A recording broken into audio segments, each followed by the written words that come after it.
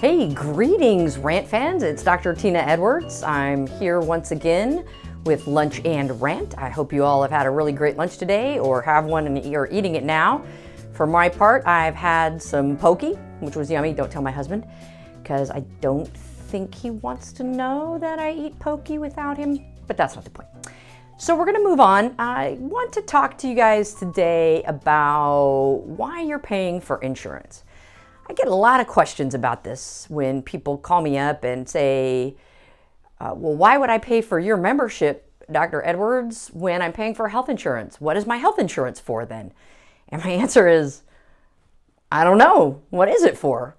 What does it do for you? If you cannot get in to see your doctor, what good is your health insurance doing you?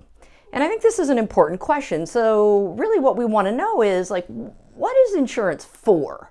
The idea initially was that insurance was a way for employers to basically give employees some benefits to kind of add spice, if you will, when they were competing for employees. Gradually over time, it's increased to this idea that beyond just paying for major doctor's visits or surgeries, it's this idea of a health maintenance organization which will take care of everything.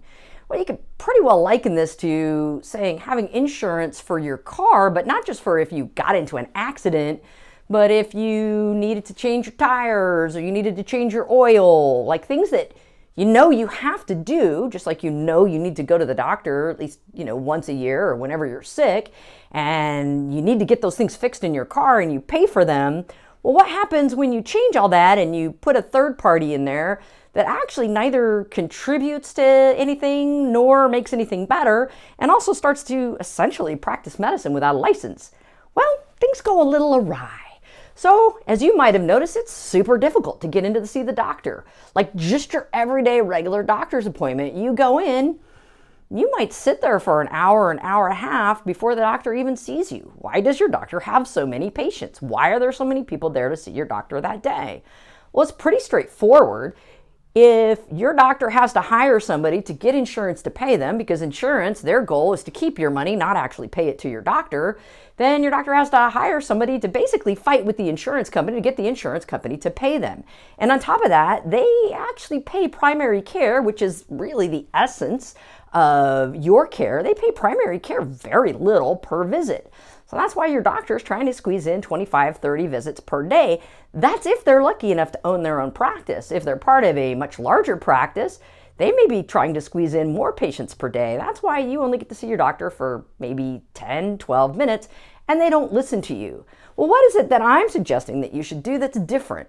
Well, direct care is actually, in my opinion, the answer to the question.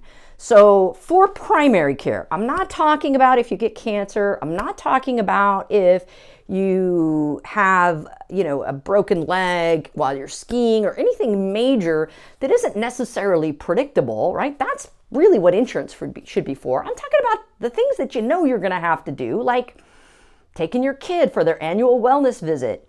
Well, why can't that just be direct pay, right? If you had that money that you weren't paying to insurance to not pay to your doctor, then you could just give your doctor that money directly, and your doctor wouldn't need to hire anybody to squeeze that money out of him.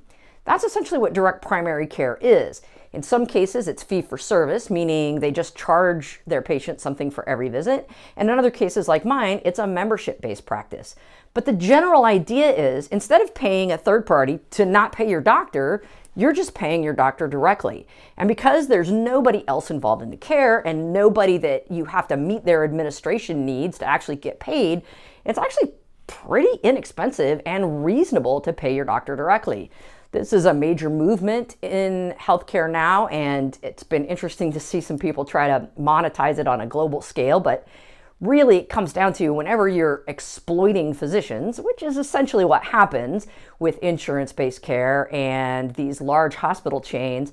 When you're exploiting physicians, it's very hard for them to get good care because that's how they get burnt out.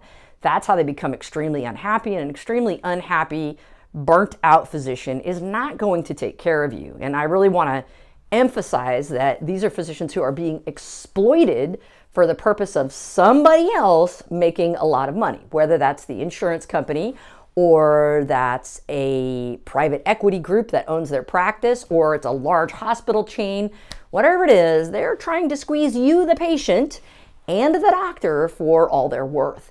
Meanwhile, the insurance companies are sitting out there trying really hard to basically sell our services as doctors, but not pay us. And if that doesn't make any sense to you, well, that's why I recommend you switch to direct primary care in your area. And if you have any questions on how to do that, please go to my website, wowhealingcare.com. There's plenty of resources there. You can also go to DPC Alliance or DPC or Direct Primary Care Frontier.com. Hey, this has been Dr. Edwards with another lunch and a rant. And if you have comments to make, please do. Feel free to email me at drtinaedwards@gmail.com or go check out my website. Please like and share. Thank you so much for listening to me today and enjoy your lunch.